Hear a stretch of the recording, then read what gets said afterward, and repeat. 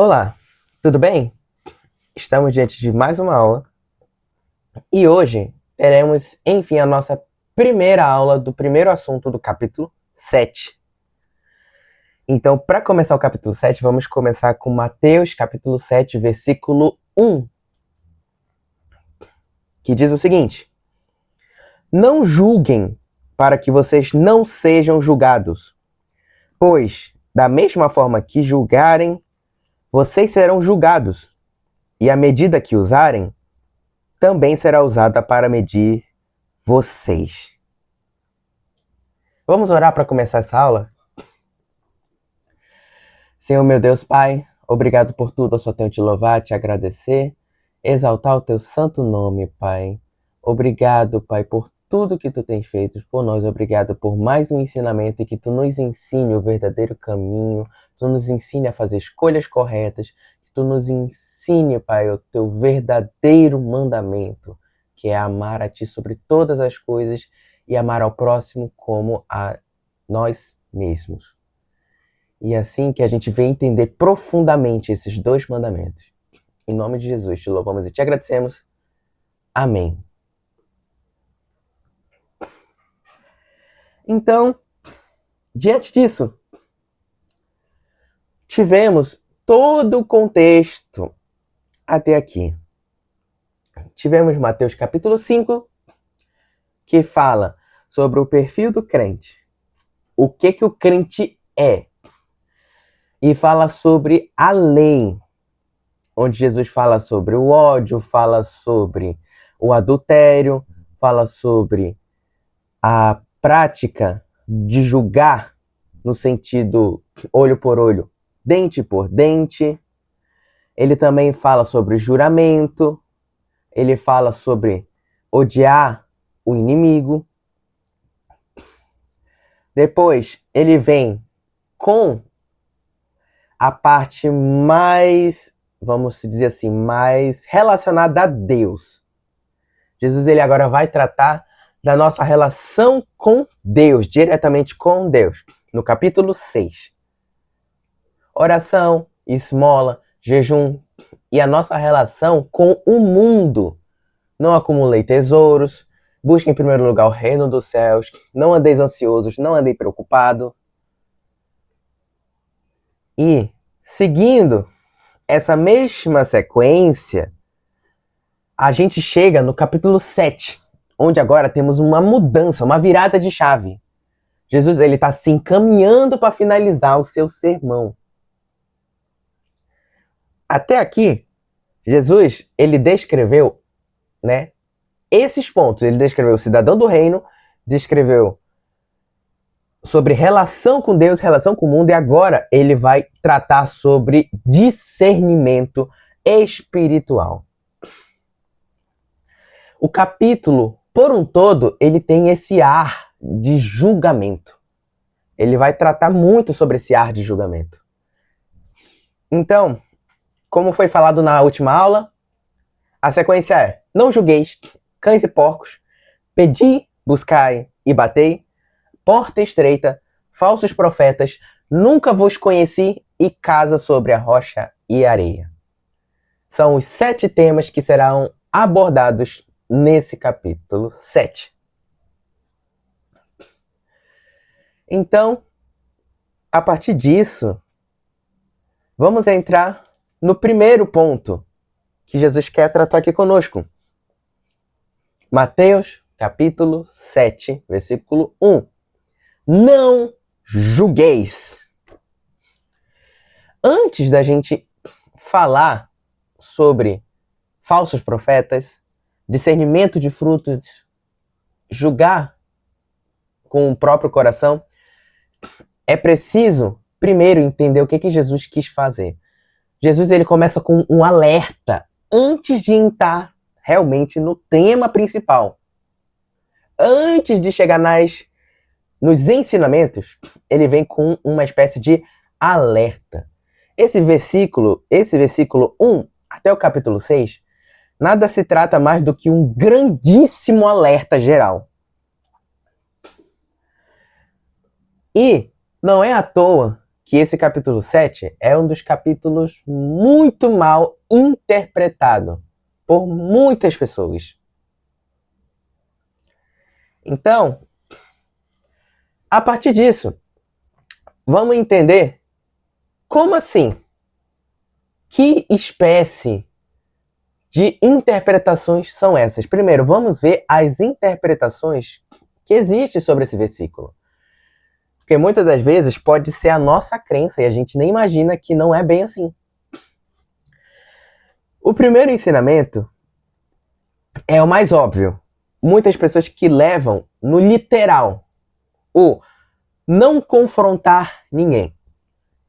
A palavra do Senhor diz, não julgueis. Ou seja, eu não posso exercer qualquer tipo de julgamento com qualquer pessoa por qualquer que seja a questão. Porque Jesus diz, não julgueis. Então eu jamais posso exercer qualquer julgamento sobre qualquer pessoa. Esse é um dos pensamentos popular. E muita gente que não entende da palavra pensa desse jeito e não sabe que não é bem assim que funciona. Tá errado. Não julgueis. Não quer dizer que eu não devo julgar ninguém. Ou também, isso vale também para corrigir. Pessoas que não corrigem ninguém. Por quê? Porque a palavra diz não julgueis. Né? Com o pensamento de, da forma que eu corrigi outra pessoa, eu também vou sofrer da mesma coisa. Esse pensamento não bate. Na verdade, isso é até antibíblico, essa espécie de pensamento. Então, esse não julgueis não significa que eu não deva jamais corrigir ninguém, muito menos que eu jamais deva confrontar alguém. Longe disso. Outro pensamento popular, que acontece muito, não julgueis significa não falar sobre pecado. Tem gente que acredita que significa isso, que significa não falar sobre o pecado. É eu não julgar o pecado do meu próximo, porque senão os meus pecados vão ser julgados. Aí, como eu não quero que os meus pecados sejam julgados, eu não vou julgar o pecado do meu próximo. Mas isso é muito, muito falso. Não é isso que essa passagem quis dizer. Esse versículo, na verdade, ele é um alerta muito confrontador nesse sentido, dizendo que você não está se preocupando com o pecado do seu próximo, é um alerta severo. É muito problemático. Não querer falar sobre o pecado, criticar o irmão sobre o pecado, reflete em consequências também negativas para cima de nós mesmos.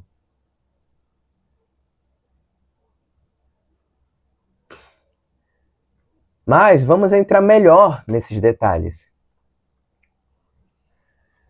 E outra.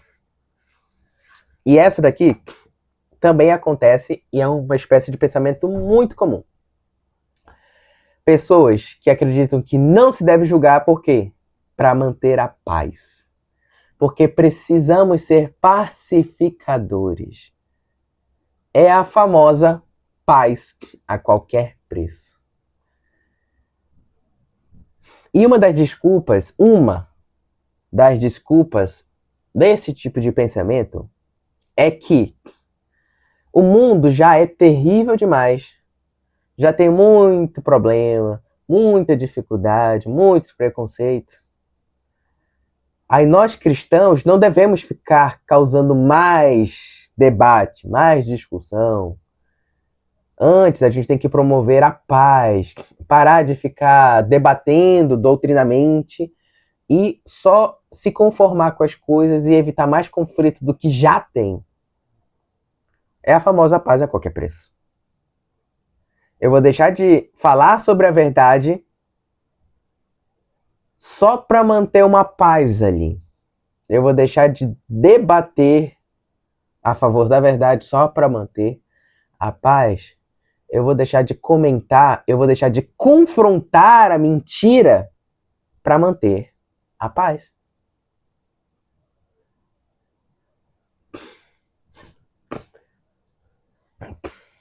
E isso é muito problemático, porque também não é isso que essa passagem significa. Longe disso. Essa história de paz a qualquer preço não funciona.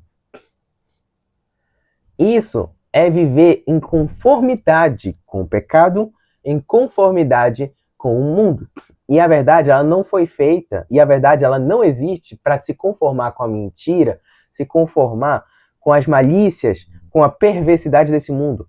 Antes, a verdade, ela é dura, ela é confrontadora. Quando a verdade me atinge, ela te atinge, ela bate em mim e em você de uma forma tão confrontadora que a gente chega a ficar no chão. A verdade, ela é dura. A verdade, ela confronta mesmo. E ela foi feita para confrontar. E é uma realidade que muitas das vezes as pessoas não querem aceitar, principalmente os crentes. A verdade, vamos falar da seguinte forma: a princípio, ela não foi feita para fazer eu e você felizes. Não foi feita para isso. A verdade, ela é confrontadora. A verdade, quando ela te atinge e me atinge, ninguém fica feliz com isso. A gente fica triste. A gente fica abalado muitas das vezes. Mas essa é que é a graça da verdade. É a graça do Sermão do Monte. A mesma verdade que nos abala, que nos aflige e nos derruba, é a mesma verdade que estende a mão, nos levanta e nos faz eternamente felizes. Essa verdade. Ela nos derruba, mas depois nos levanta. Grandes. Então, cuidem com esses pensamentos.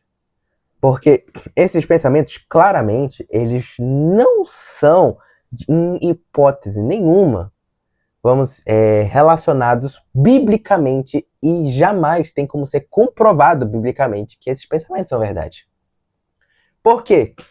A partir do momento que eu penso, por exemplo, que não julgueis, significa que eu não deva realmente julgar ninguém por nenhum motivo, o resto do Sermão do Monte nada mais passa do que uma tremenda contradição bíblica, uma mentira.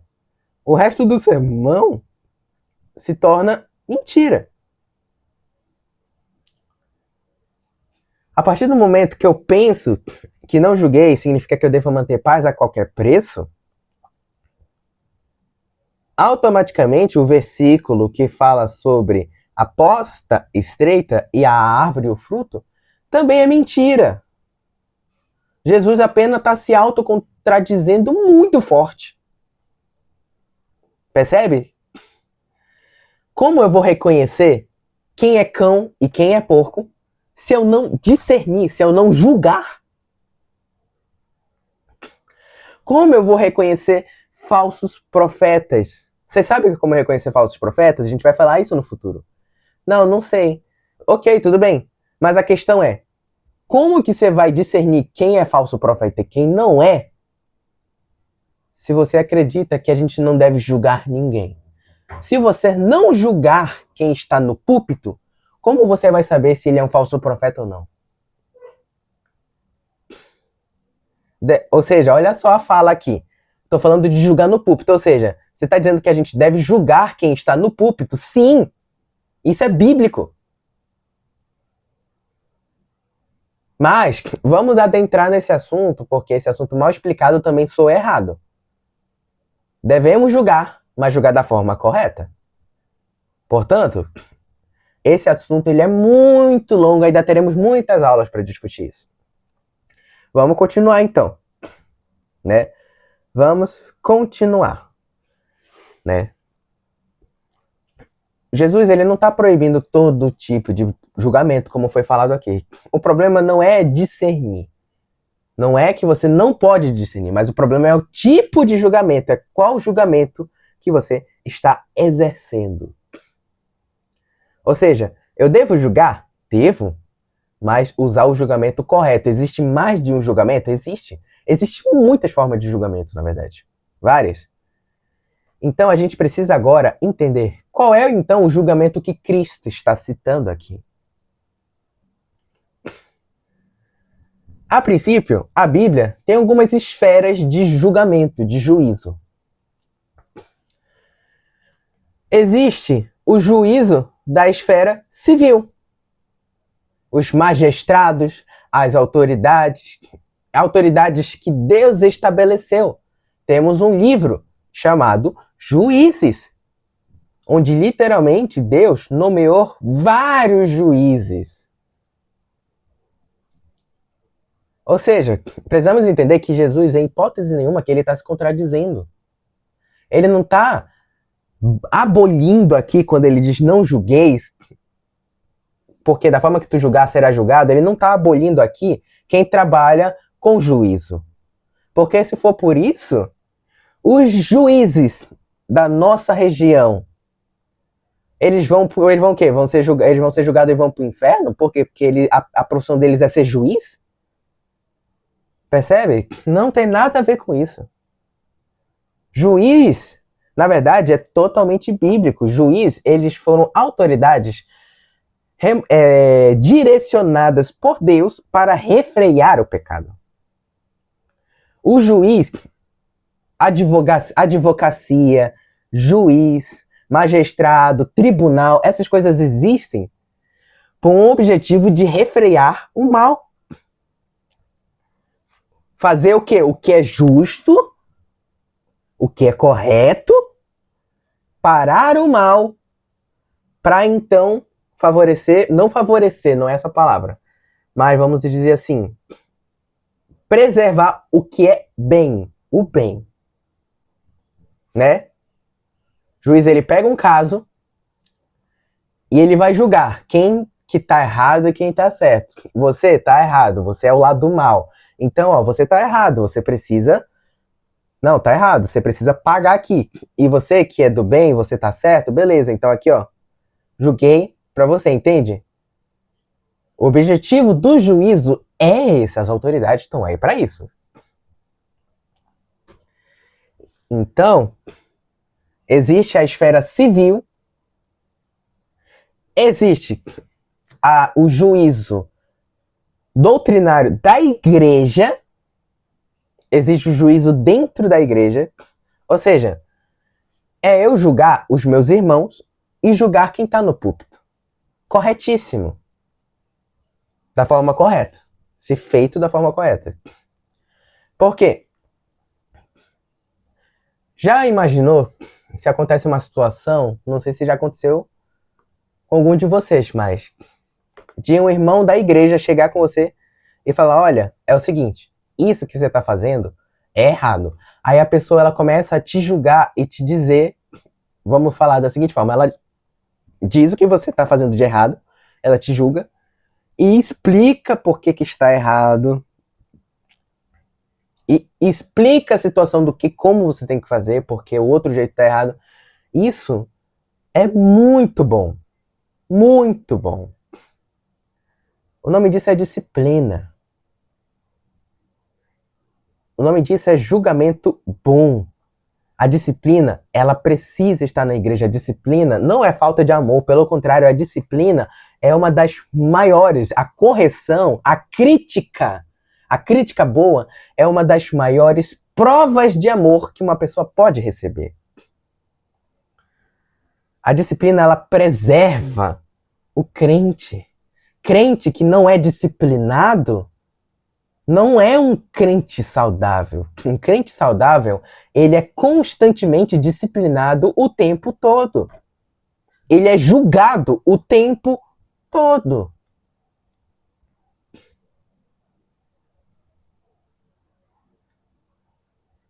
Já viu aquele famoso crente que é amado por todo mundo? Todo mundo ama aquele crente. Nossa, aquele crente vai para a faculdade, vai para a escola, todo mundo ama ele. Ele é adorável. Desconfie. Desconfie. Porque a palavra do Senhor é muito clara. Aquilo que é valorizado, eu esqueci agora a palavra, mas aquilo que é levantado entre os homens é abominação diante dos olhos de Deus. Que crente é esse que está sendo amado pelas pessoas do mundo? Que crente é esse que não é confrontado pelo mundo? Pelo contrário, que o mundo ama ele? Que crente é esse? Estranho isso. O crente não está julgando o mundo. Esse que é o problema. Porque o crente, ele gosta de ser julgado conforme a reta justiça. Mas o mundo não. Quando você julga o mundo, ele bate de volta. Quando você julga o mundo, ele tenta confrontar de volta. O mundo odeia ser julgado conforme a verdade. O mundo, ele odeia a verdade. Portanto, nesse sentido, voltamos lá para o capítulo 5. Se você sofrer calúnia, sofrer rejeição, se você sofrer perseguição, alegre-se e regozije-se, porque bem-aventurado os que são perseguidos por causa da justiça, por causa do nome dele.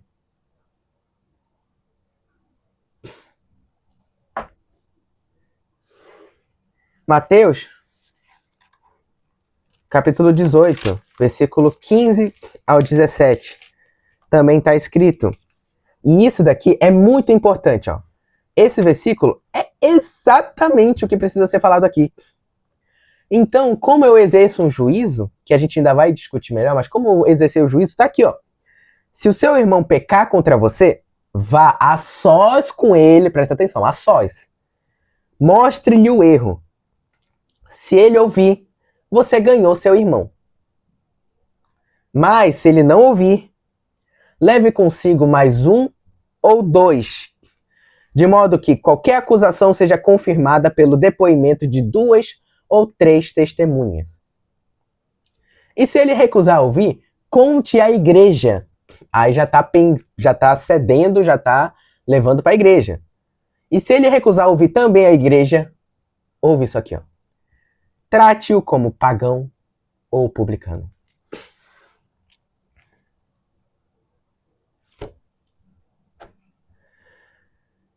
Essa parte daqui, ela é uma das partes que podemos falar que é uma dureza ouvir. Por um tempo eu tinha uma crença, mas que esse versículo hoje me mostra outra coisa.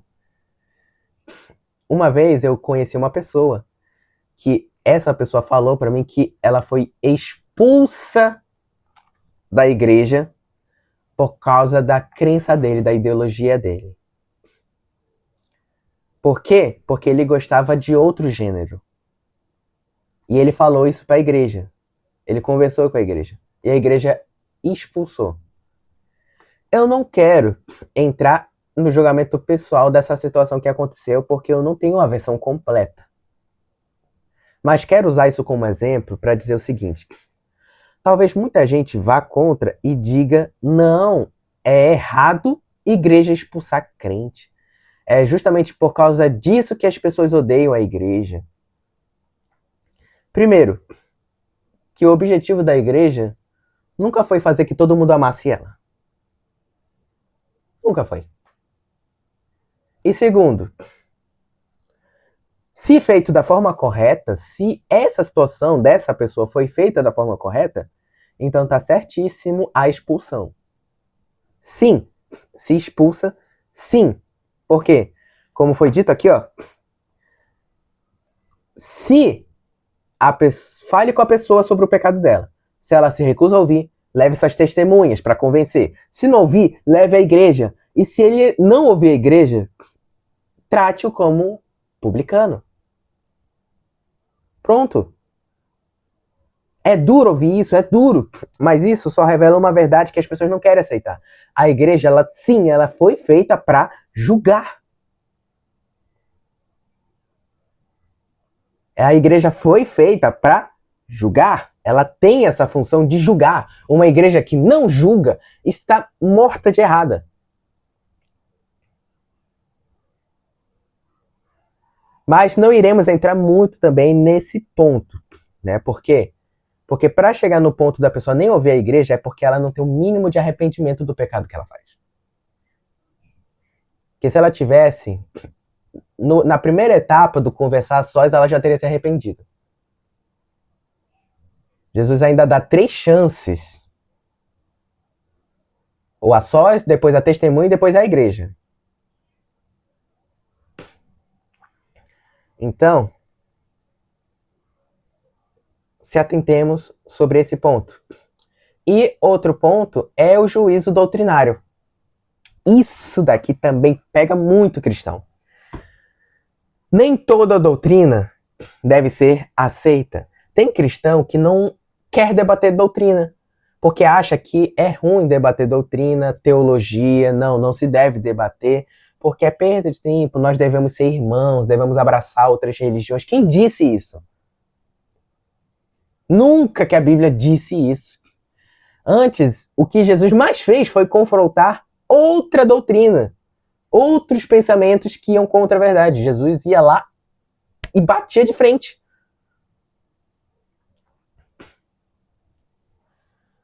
Nem toda doutrina deve ser aceita. Pelo contrário, ela deve ser confrontada. Ou pregador, nem todo pregador fala da parte de Deus. Ah, mas assim, o que ele falou não estava muito assim de acordo com a Bíblia, eu senti, mas ele é o pregador, então com o pregador não se discute. Quem disse? Quem disse que não se deve confrontar, debater com o pastor? Se o pastor está errado, vá lá e fale para o pastor que ele está errado. Se você, claro, tiver convicção e certeza de que ele estava errado. Uma vez, na minha antiga igreja, eu estava assistindo uma pregação e nessa pregação o pastor foi falar em cima, lá no púlpito, o seguinte, ele disse: irmãos, eu preciso me redimir de uma coisa. Olha só essa fala. Eu falo dessa situação específica. Ele disse: semana passada eu fiz tal pregação. Beleza. Aí, no meio da semana, um irmão veio falar comigo e disse que não concorda com o que eu falei. Por causa disso, disso e disso. E ele avaliou com calma a situação e de fato percebeu que não foi muito correto da forma que ele falou. Aí ele foi lá e publicamente reconheceu que ele estava errado e reexplicou a situação da forma correta.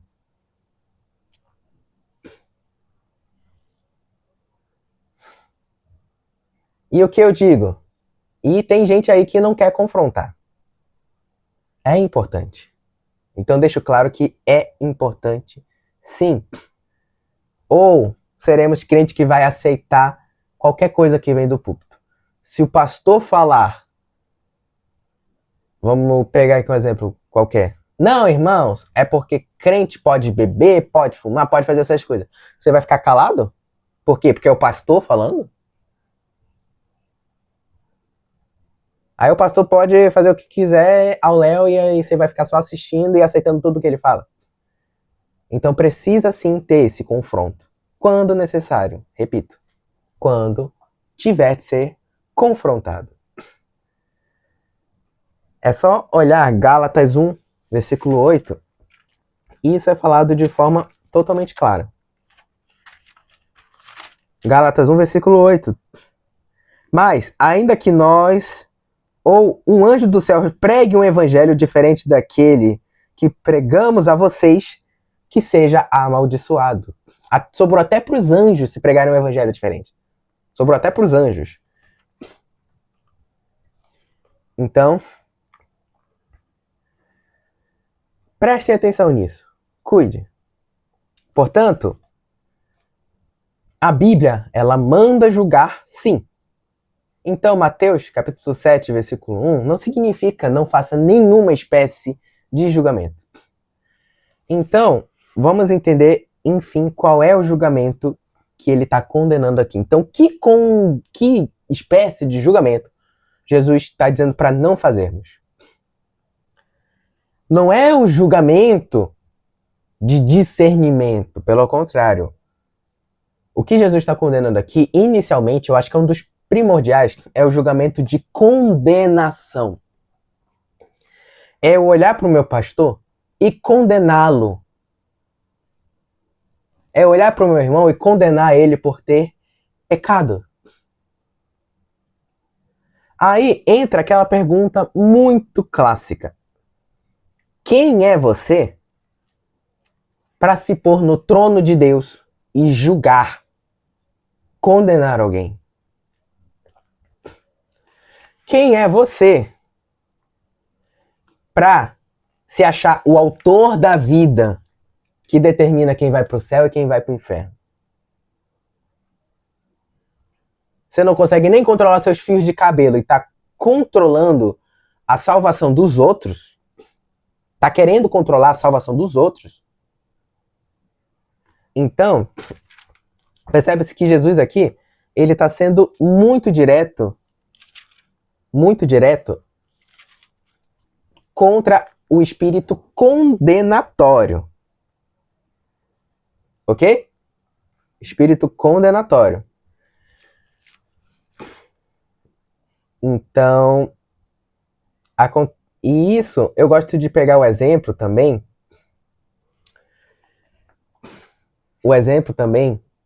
da mulher prostituta, que ela foi pega prostituindo, aí as pessoas queriam apedrejá-la.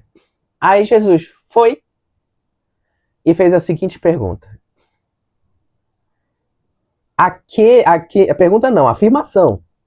Aquele a quem não tiver pecado, que atire a primeira pedra.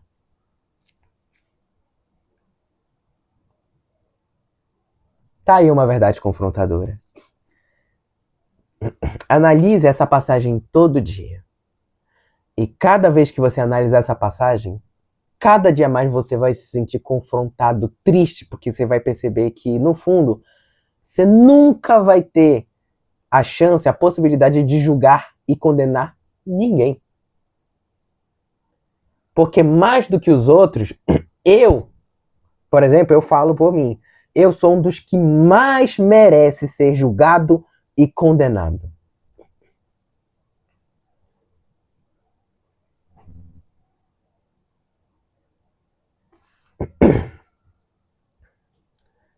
É confrontador, mas essa é a verdade. Jesus já estava ensinando pra gente aqui sobre essa verdade. O problema é que as pessoas elas vão com um espírito condenatório, que é diferente de discernimento. Então, esse daí também, como a gente pode dizer, a Bíblia também pensa nela como uma espécie de espírito farisaico, que era o que os fariseus faziam, esse espírito condenatório. E também podemos pensar como espírito hipercrítico. E como eu sei, Lucas, que eu tenho espírito hipercrítico, espírito condenatório? Porque espírito condenatório, ele deixa algumas marcas. Então, vamos avaliar a si mesmo para ver se a gente tem esse espírito condenatório. Primeiro, senso de justiça própria. Eu estou disponível e eu tenho a possibilidade de fazer que o outro diminua para que eu cresça. Eu preciso sempre estar diminuindo dos outros para que eu cresça. Eu preciso fazer essa diminuição. Eu não posso sair perdendo. Eu faço as coisas por você desde que eu não saia perdendo. Aí, vamos supor, é aquele famoso. Aconteceu que você fez tal coisa ali, aí me prejudicou um pouquinho.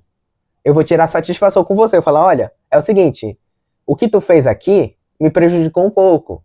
Eu preciso que tu compense o prejuízo que eu sofri, porque não é justo para mim. Percebe a fala? Não é justo para mim. Ficou injusto para mim. Então você precisa agora me compensar. Senso de justiça própria.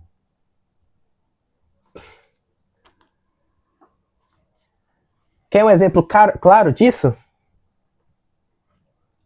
Lucas, capítulo 18, versículo 9 ao 14, onde ele diz, olha só o que ele dizia, é o fariseu orando e o publicano longe orando, olha só a fala do fariseu, Deus, eu te agradeço porque não sou como os outros homens, olha, não sou como os outros homens, ladrões, corruptos, adúlteros, nem mesmo como este publicano. Jejuo 2 vezes por semana e dou o dízimo de tudo quanto ganho. Justiça própria. Quantas vezes nós não somos assim? Hein? Vamos pensar no exemplo. A gente vê uma pessoa cometendo um crime. Ou a gente vê lá no nosso trabalho, na nossa escola, na nossa faculdade, uma pessoa muito depravada. Aí automaticamente vem esse pensamento de, nossa, mano, olha essa pessoa, quanto ela tá depravada longe de Cristo. Ainda bem que eu não sou igual a essa pessoa. Ainda bem que eu não faço o que ela faz. É esse pensamento farisaico de justiça própria.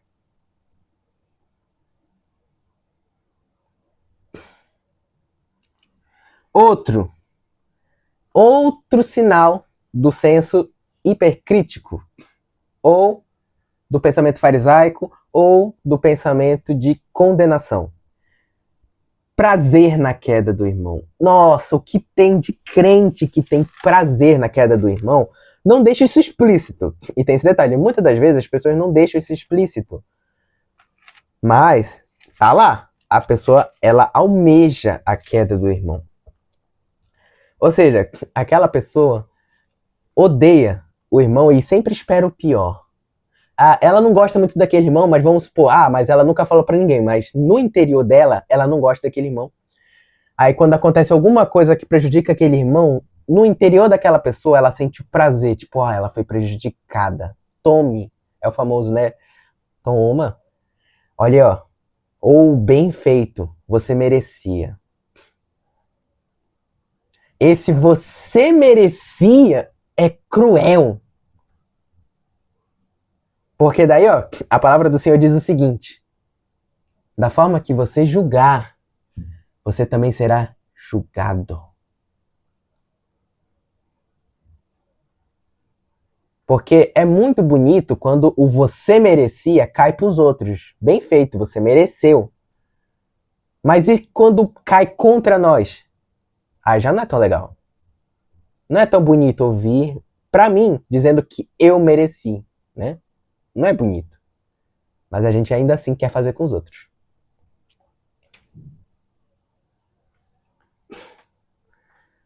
Alimenta sempre suspeitas. Tem irmão que nem conhece o outro. Só ouviu falar mal do irmão. E passa a rejeitar, odiar o irmão que nem conhece. E isso leva também para o terceiro sinal, que esse terceiro já é uma junção do terceiro com o segundo sinal. Que o terceiro é atacar pessoas e não princípios. Ou dizendo, atacar personalidade. Como assim atacar personalidade e não princípio? Significa que eu não discuto com verdade. Antes, eu ataco as intenções. Eu não gosto daquele irmão e eu desejo o mal dele porque aquele irmão é chato, é irritante. Sei lá. Julga motivações.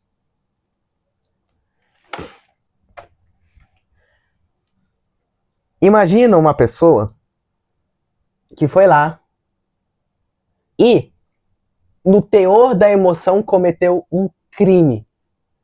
Aí eu julgo essa pessoa. Olha ela, é um criminoso. É isso? É aquilo? Eu tô atacando a pessoa. E no fundo eu sinto mais raiva da personalidade da pessoa do que pelo princípio da pessoa. Lembrando que Jesus, quando ele condena, e pode reparar, versículo bíblico por versículo bíblico, você pode estudar todos os salmos imprecatórios.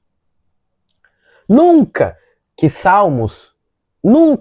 que a Bíblia destinou um espírito de condenação àquela pessoa em específica. Até porque quem pode fazer isso é Deus. Se Deus quiser, ele pode condenar aquela pessoa específica. Mas fora Deus, ninguém pode. E ninguém na Bíblia fez. E sabe o mais curioso? Nem Jesus fez isso. Jesus, que era Jesus, podendo ter feito isso, o único que tinha autoridade para condenar, literalmente, o único que tinha essa autoridade, não condenou. E você tá aí querendo condenar os outros.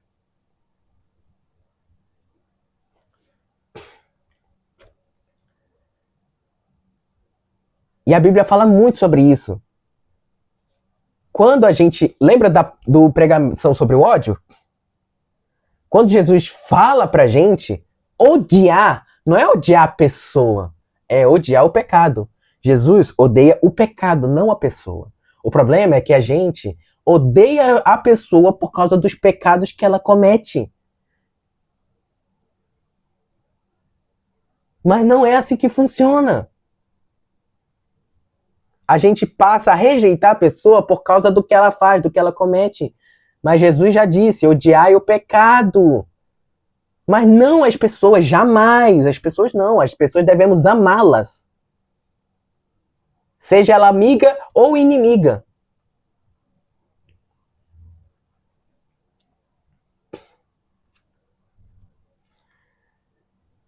E pior, aí eu vou juntar o terceiro ponto com o segundo, que é atacar pessoas e não princípios e ter prazer na queda. Como eu disse, nossa, o que tem de irmão que não conhece o outro irmão que chegou na igreja, mas daí uma pessoa veio com ela, ó, já veio aí o espírito de julgamento, e fala, não, essa pessoa ela não presta, porque ele é assim, assim, assado, se eu fosse tu, eu nem chegava perto. Aí a pessoa passa a odiar a outra que ela nem conhece, por um pré-julgamento completamente fútil. E aí entra o quarto ponto, julgar sem conhecer. Você ouve sobre a pessoa, mas não vai tirar comprovação disso? Conclui antes de ouvir? Só aceita? Nossa, isso acontece muito em igreja. E só para esclarecer, eu falo isso porque eu já testemunhei muito isso. E eu falo também com sinceridade aqui, eu já vivi isso. De falarem mal de mim para uma pessoa, sobre uma pessoa que eu não conheço, e eu manter distância dessa pessoa só porque falaram mal dela para mim. Olha o meu pensamento na época, tipo, não, falaram para mim que ela não prestava e disse aquilo, então eu vou manter distância. Olha aí o pré-julgamento. São dois errados, o que falou mal e o que aceitou esse pensamento, no caso eu na época. Os dois errados.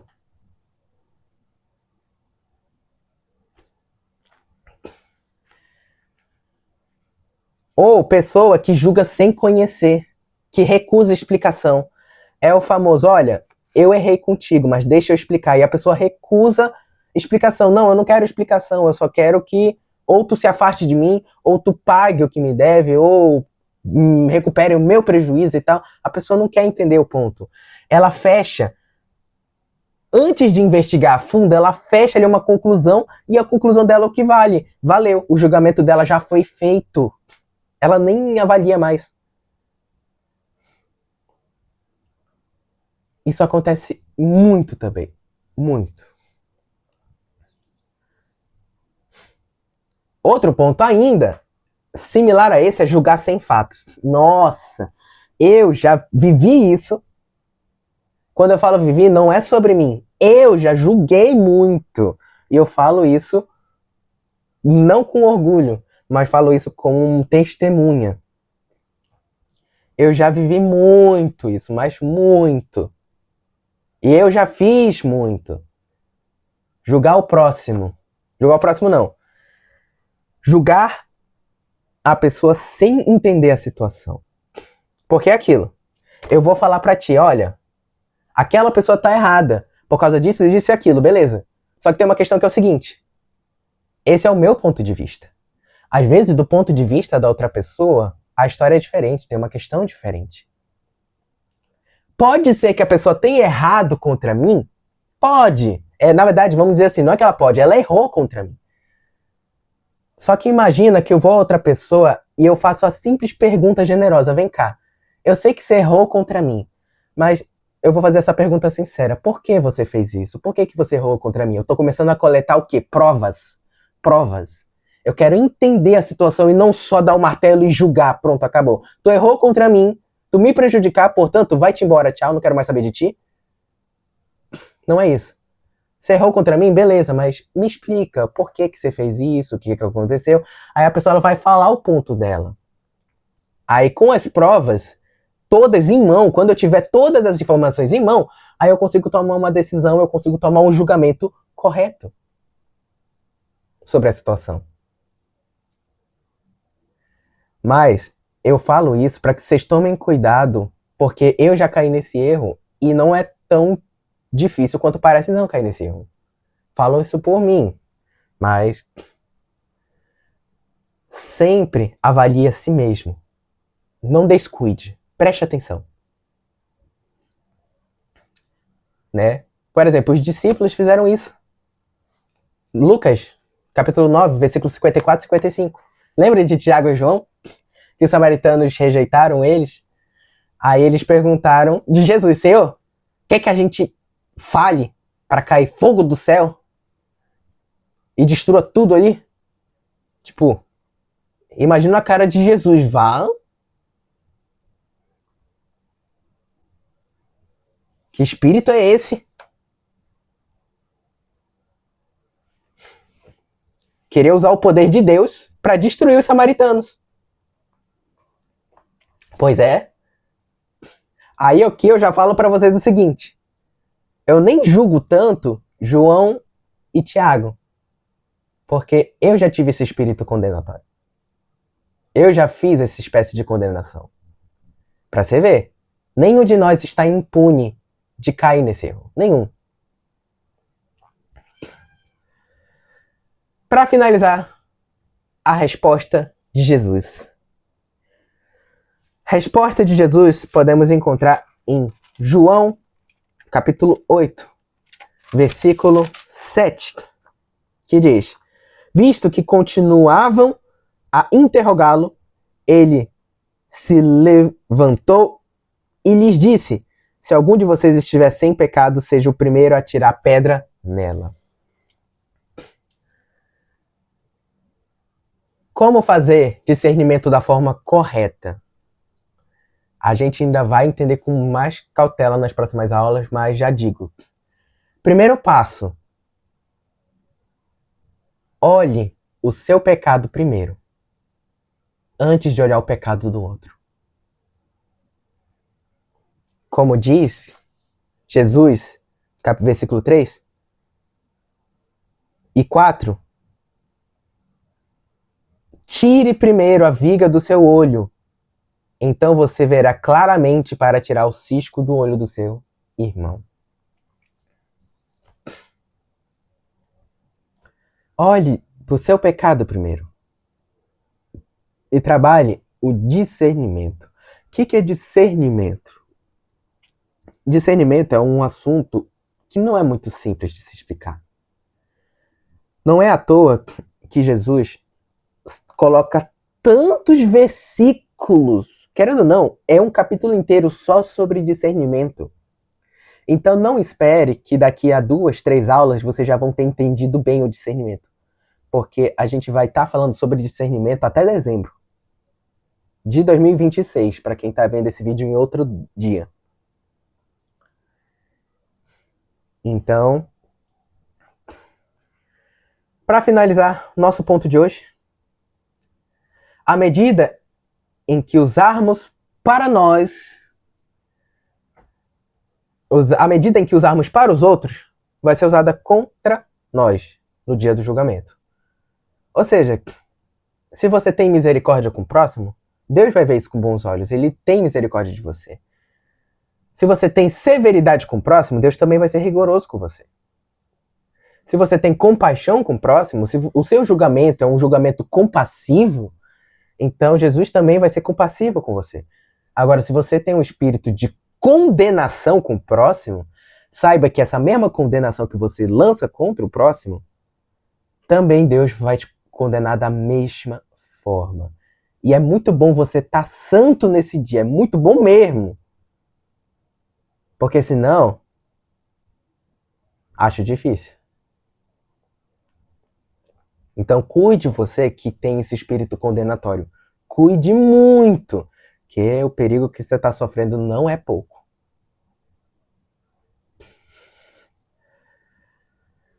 O evangelho, ele é confrontador. É só olhar esse versículo. O evangelho, ele destrói a arrogância. Sabe? É importante a gente compreender o que é discernimento. Por quê? Porque a gente aprende que julgar é errado, mas discernir é correto. Discernir é uma espécie de julgamento. Por quê? Porque o evangelho, ele destrói esse julgamento arrogante. Quanto mais eu olho esse versículo da prostituta, mais eu penso, Senhor, no fundo, eu não tenho autoridade para condenar ninguém, e nunca tive, na verdade. Eu não tenho como mesmo. O máximo que eu posso fazer é fazer aquilo que Jesus me ordenou. É chegar para o meu irmão e criticá-lo, julgá-lo com justiça. Que é, irmão, deixa eu te falar. Isso daqui que você está fazendo é errado, não é muito correto. Porque a palavra do Senhor diz isso, isso, isso. Eu posso dizer, dependendo do erro, eu posso dizer, eu já caí nesse erro, eu sei que é muito comum cair nesse erro, né? Eu sei que é difícil, de vez em quando eu caio também. Então, vamos cuidar, vamos tratar, vamos tentar, vamos trabalhar para cuidar deste erro. Porque, entenda uma coisa, o evangelho, uma vez que ele nos atinge verdadeiramente, a gente não consegue olhar mais para os outros, nem para o pecado dos outros da mesma maneira. Porque antes a gente sempre volta para o nosso pecado, para nós mesmos. Romanos 5, versículo 8, que está escrito: mas Deus demonstra seu amor por nós. Cristo morreu em nosso favor quando ainda éramos pecadores. Gente, como eu disse, Jesus, o único com autoridade para nos condenar. O único que podia, de fato, tirar nosso nome do livro da vida ou escrevê-lo, se quisesse. Ele nos amou e morreu por nós, sendo nós ainda pecadores. Jesus na cruz, com todo mundo ali, só assistindo ele sendo crucificado, todo mundo querendo a morte dele, todo mundo gritando, tu não és rei, então desça daí, rei dos judeus, falso profeta, filho de Beelzebu. E o que Jesus fala para essas pessoas? Pai, perdoa-os. Eles não sabem o que fazem.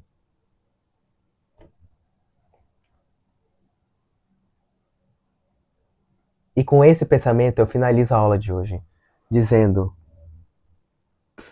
julgue sim, mas julgue defendendo a verdade. Jamais deixe de pregar ou defender a verdade.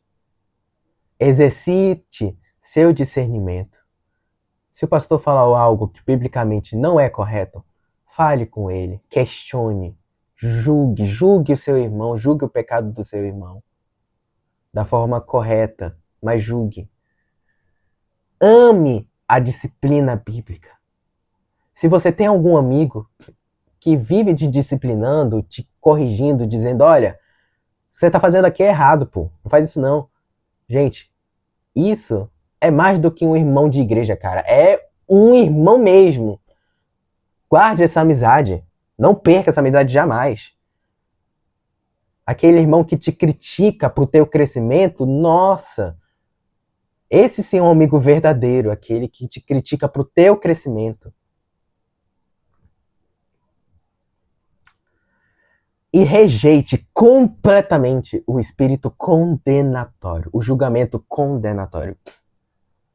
Não é julgar irmão, não é julgar pastor, não é condenar irmão, não é condenar pastor, não é condenar líderes, não é condenar irmão, não é condenar colegas, mas sim julgar conforme a reta justiça cada um do que foi citado aqui.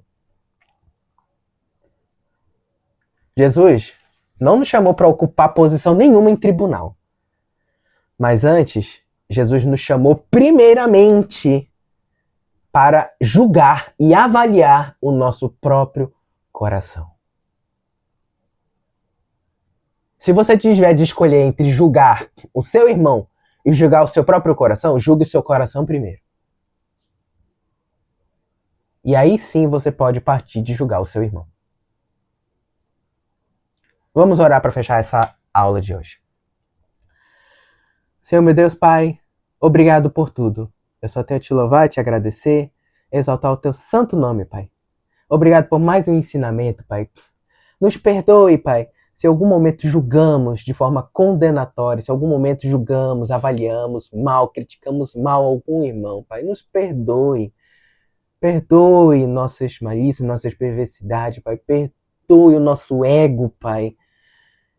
E cuida, Pai, para que a gente aprenda a julgar conforme a tua reta justiça. Nos ensine a discernir, Pai. Nos dê discernimento espiritual para que a gente possa, então, exercer com o nosso irmão a tua reta justiça. Que a gente possa julgar conforme a tua palavra, o teu evangelho, a tua verdade. E assim te louvamos e te agradecemos em nome de Jesus. Amém.